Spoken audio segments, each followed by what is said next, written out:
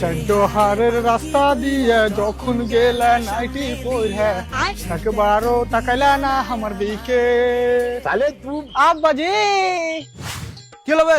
তোমার প্রেসার এখন কেমন আছে? প্রেসার? তোর মতন ছেলে থাকলে প্রেসার খালি ওপর নিচ হইতে থাকবে। কি হয়েছে সেটা বল। সেরকম কিছু হয়নি, আমি জুয়াতে 80,000 টাকা হেরে গেছি। আমার রক্ত মানি করা টাকা। ভালোর কথা, তুমি তো বড় দাদুকে বোকা চোদা মানে নিজের নামে জায়গা জমি করে নিয়েছিলে। পরের বছর তো টুটুর পাঁচা আবার উল্টালটা কথা বললে। যা মোটরসাইকেল খান বাইর কর, ভুরকুন্ডা থেকে হার লেগে এক বান্ডিল বিড়ি গালা লিয়ে গে। বিড়ি নাই, বিড়ি শেষ হয়ে গেছে। কই মোটরসাইকেল? কেন বে হারকে মোটরসাইকেল কি হলো? ওই মোটরসাইকেলটা বিক্রি করে তো আমি জুয়ার টাকা গেলা শোধ করেছি।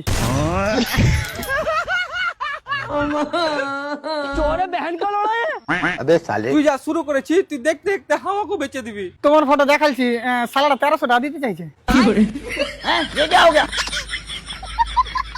আমি বললো যে যত সুয়ারের মতন মুখ হোক না কেন আমার আব্বার, এত কম রেটে আমি দিতে পারবো না।